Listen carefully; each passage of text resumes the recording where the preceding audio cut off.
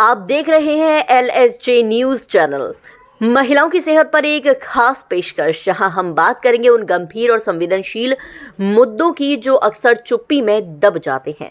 हमारे साथ मौजूद है शहर की जानी मानी स्त्री रोग विशेषज्ञ डॉक्टर मिली अग्रवाल, जो वर्षों से महिला स्वास्थ्य, pregnancy care, high risk case और PCOD, PCOS जैसे विषयों पर उत्कृष्ट सेवाएं कमलेश नर्सिंग होम में दे रही हैं। LSJ न्यूज के इस खास इंटरव्यू में डॉक्टर मिली अग्रवाल बताएंगी महिलाओं की तेजी से बढ़ती हेल्थ प्रॉब्लम्स, आधुनिक उपचार और सुविधाएं, नॉर्मल डिलीवरी को लेकर सही गाइडलाइन और वह जरूरी सलाह जिसे हर महिला को जानना चाहिए, 10 जवाबों के साथ। चलिए शुरू करते हैं इस खास बातचीत की, सिर्फ LSJ न्यूज चैनल पर।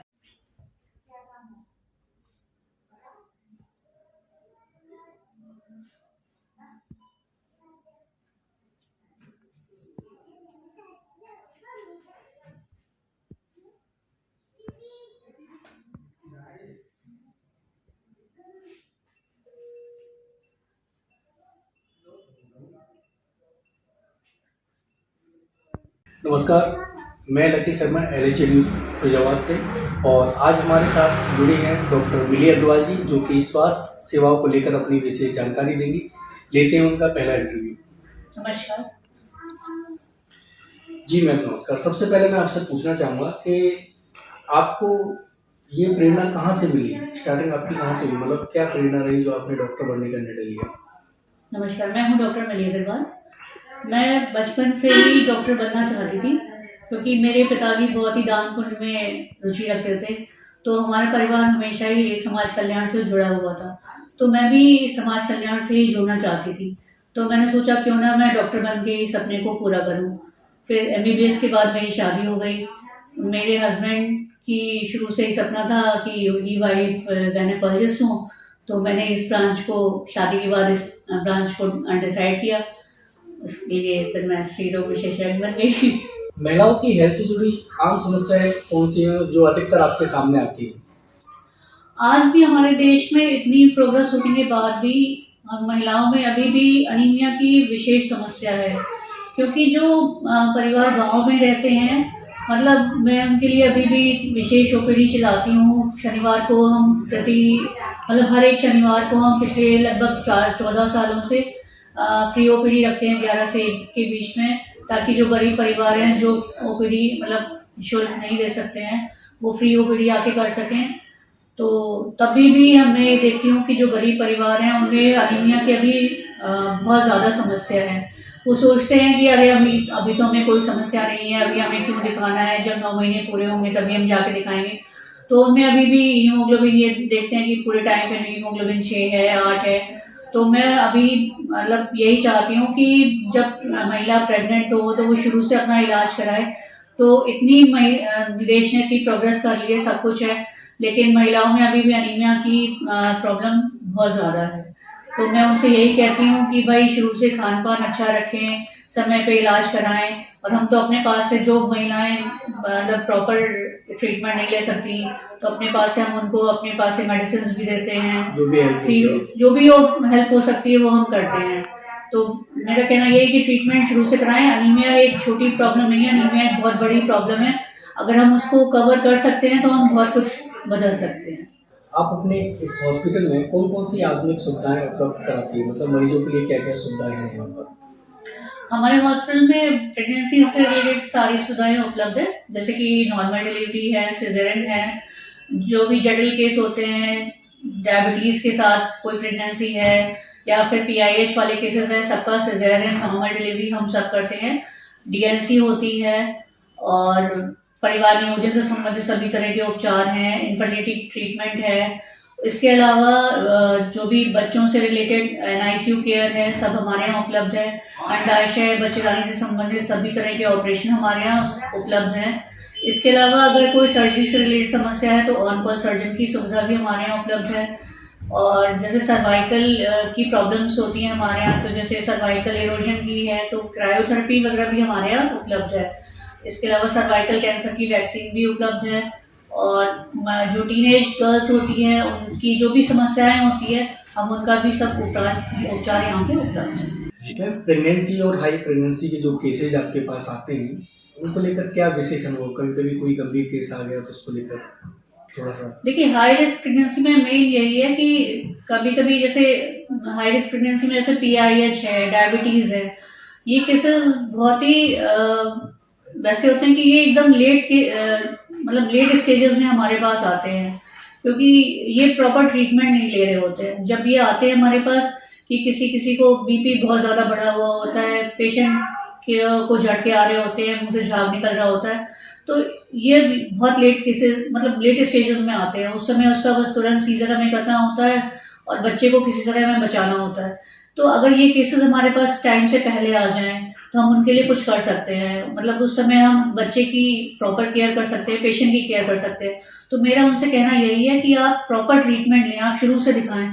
जब भी पेशेंट का वेट अचानक से बहुत ज़्यादा बढ़ रहा है या पेशेंट के हाथ पाँव में बहुत ज़्यादा सूजन है, सर में भारीपन हो रहा है, या जिस पेशेंट का वजन शुरू से बहुत ज़्यादा बढ़ा हुआ है, या फिर पेशेंट को ऐसा लगता है कि उसको बहुत ज़्यादा थकान हो रही है, ऐसे पेशेंट्स को ये चीज़ें हल्के में नहीं लेनी चाहिए। उनको प्रॉपर ट्रीटमेंट लेना चाहिए और उनको अपने डॉक्टर को तुरंत कंसल्ट करना चाहिए।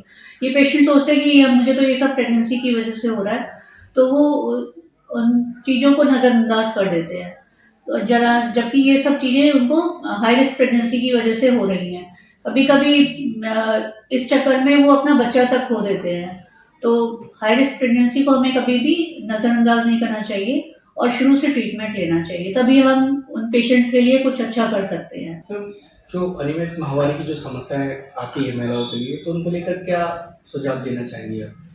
देखिए, अनियमित माहवारी में आजकल PCOD की प्रॉब्लम बहुत ज़्यादा कॉमन हो रही है और उसका मेन कारण है लाइफस्टाइल चेंजेस।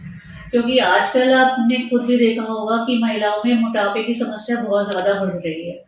उसका मेन कारण है कि लोग जंक फूड इतना ज़्यादा खा रहे हैं, एक्सरसाइज करते नहीं हैं, उनका मोटापा बढ़ रहा है। उसकी वजह से PCOD की प्रॉब्लम बहुत कॉमन है, जो कि आजकल यंग गर्ल्स में भी हो रही है और जो एल्डरली फीमेल्स हैं उनमें भी हो रही है।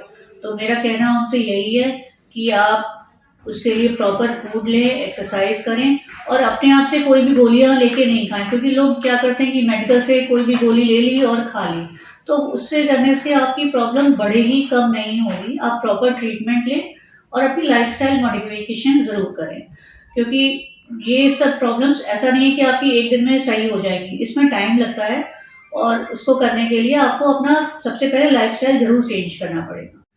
व्यस्त जीवन में, आजकल के व्यस्त जीवन में आप कौन से हेल्थ चेकअप महिलाओं के लिए जरूरी मानती हैं? देखिए, हेल्थ चेकअप में रूटीन चेकअप, जैसे महिलाओं को अपना BP, शुगर, थायराइड, ये तो रूटीन में ज़रूर चेक कराना चाहिए। समय समय पर जो एल्डरली फीमेल्स हैं उनको अपना pap smear screening, breast examination ज़रूर कराना चाहिए। अगर उनको कोई अनियमित माहवारी या ऐसा कोई प्रॉब्लम है तो अल्ट्रासाउंड स्क्रीनिंग कराएं, और अगर बीच बीच में अगर वो अपने डॉक्टर को कंसल्ट कर सकती है तो ज़रूर करें। इसके अलावा HPV स्क्रीनिंग होता है सर्वाइकल कैंसर स्क्रीनिंग के लिए, वो ज़रूर कराना चाहिए। महिला प्रजनन से जुड़ी कौन से ऐसे रिस्क हैं जिनको आप खतरनाक मानती हैं, जिनसे केसेस खराब हो सकता है?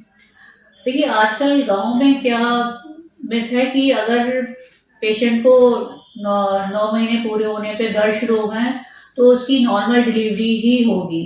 मतलब वो लोग एंड तक प्रयास करते ही रहते हैं कि नॉर्मल ही होगी, नॉर्मल ही होगी, और इस केसेस में मतलब कई केसेस में पेशेंट ऑब्स्ट्रक्टेड लेबर में चला जाता है और अपना बच्चा तक खो देता है।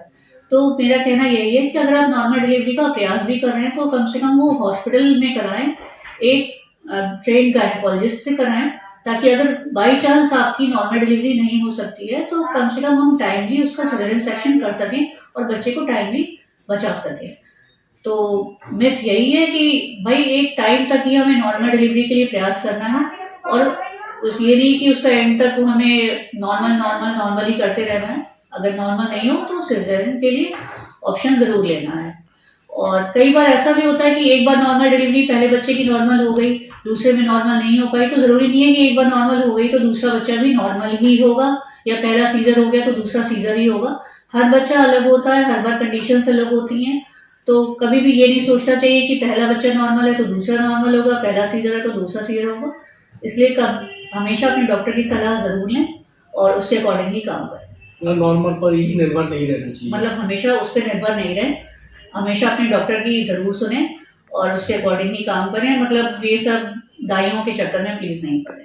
किशोरियों और जो टीनेजर्स हैं आजकल के, उनके लिए आप कौन से मतलब हेल्थ चेकअप जरूरी मानती है? टीनेजर्स को देखिए एक्चुअली अपना एक तो हाइजीन का विशेष ध्यान रखना चाहिए। एक तो हाइजीन का उन्हें ध्यान रखना है, दूसरा उन्हें अपना फूड हैबिट्स का ध्यान रखना है। समय समय पर उनको मतलब मेंस्ट्रुअल हाइजीन का विशेष ध्यान रखना है। अगर उनको कोई भी प्रॉब्लम लगती है, सेक्सुअल हाइजीन से रिलेटेड कोई भी प्रॉब्लम है, तो उन्हें अपने गायनेकोलॉजिस्ट को कंसल्ट करना है। क्योंकि जो टीनेज गर्ल्स हैं वो बहुत बार ऐसा होता है कि वो गायनेकोलॉजिस्ट को कंसल्ट करने में शर्माती हैं, क्योंकि उन्हें लगता है कि अरे हम अभी से गायनेकोलॉजिस्ट के पास क्यों जाएंगे। तो अगर उन्हें भी कोई ऐसी प्रॉब्लम है तो उन्हें तुरंत कंसल्ट करना चाहिए। मैम, आपके अनुसार ज़्यादातर लोगों की सोच होती है कि डिलीवरी नॉर्मल होनी चाहिए, और इसके लिए हर एक गार्जियंस मतलब जो भी आते हैं पेशेंट आपके पास प्रयासरत रह रहते हैं कि उनकी डिलीवरी नॉर्मल हो। तो इसके लिए क्या सुझाव देना चाहेंगे? अगर वो 9 महीने तक इन सुझावों को माने तो संभवतः नॉर्मल डिलीवरी हो सकती है। देखिए, नॉर्मल डिलीवरी के लिए पहली चीज़ तो ये है कि आप प्रॉपर ट्रीटमेंट लें। एक आपका अगर कोई प्रॉब्लम नहीं है, 9 महीने तक आपने प्रॉपर ट्रीटमेंट लिया है, आपका ब्लड प्रेशर, बीपी और हीमोग्लोबिन वगैरह सब नॉर्मल है, आपके बच्चे की ग्रोथ अच्छी है, उसका लाइकर वगैरह सब नॉर्मल है, बच्चे का प्रेजेंटेशन नॉर्मल है, वर्टेक्स प्रेजेंटेशन है, तो उसके बाद हम सोच सकते हैं कि डिलीवरी नॉर्मल होगी। उसके बाद भी अगर आपका पेल्विस एडिक्वेट है, सब कुछ ठीक है, तो फिर हम सोच सकते हैं कि डिलीवरी नॉर्मल होगी। और फिर आपको 9 महीने पूरा अपना एक्टिविटीज़ को नॉर्मल रखना है, घर के काम करने जैसे हमारे बुजुर्ग पहले के दिनों में किया करते थे, कि उन्हें अपने घर की डेली एक्टिविटीज़ करनी, जो कि आजकल की महिलाएं नहीं करती हैं, कि वो बस दिन भर मोबाइल में लगे रहना, वो सब नहीं करना है। आपको घर की एक्टिविटीज़ करनी है, झाड़ू लगाना है, पोंछा लगाना है, जिससे कि आपकी पेल्विस थोड़ा सा उसमें पेल्विस में फैलाव आता है, बच्चा थोड़ा नीचे खिसकता है जब पूरा टाइम होता है। तो अगर आप ये सब एक्टिविटीज़ करेंगे और आपका सब कुछ नॉर्मल है, पूरी आपकी बॉडी की एक्टिविटीज सब कुछ नॉर्मल है, तो फिर हम एक बार को सोच सकते हैं कि आपकी डिलीवरी नॉर्मल होगी। लेकिन ये कोई गारंटी नहीं है कि नॉर्मल होगी, हम मतलब कोशिश कर सकते हैं। उसके बाद भी अगर कोई प्रॉब्लम है तो फिर आपके डॉक्टर की सलाह पे निर्भर करता है। मैं चाहूँगा आप जो मरीज आपके यहाँ आते हैं और जो भी पेशेंट लेकर आते हैं, तो उनके लिए मतलब एक गोल्डन सुझाव जिससे वो अपने स्वास्थ्य को बेहतर रख सके। देखिए, मेरा तो एक ही गोल्डन सुझाव है सबके लिए, और चाहे वो छोटा बच्चा हो चाहे वो बड़ा हो, एक ही गोल्डन सुझाव है कि सब लोग घर का बना खाना खाएं, जंक फूड अवॉइड करें, मैदा से बनी चीज़ें बिल्कुल अवॉइड करें, रोज कम से कम 1 घंटा एक्सरसाइज करें, टहलें, व्यायाम करें, जो भी आपको अच्छा लगता है वो करें, और 7 से 8 घंटे की नींद लें। मैं चाहूँगा लास्ट में अपनी कमलेश नर्सिंग होम के लिए आप एक जो भी अपील करना चाहें जनता से तो कर सकती हैं अपनी तरफ से। हमारे कमलेश नर्सिंग होम में सभी सुविधाएं उपलब्ध हैं, लेकिन उसके बावजूद अगर कोई गरीब है जो आर्थिक व्यवस्था मतलब आर्थिक रूप से कमज़ोर है, तो वो शनिवार के दिन 11 से 1 के बीच में फ्री ओपीडी का लाभ उठा सकते हैं। धन्यवाद।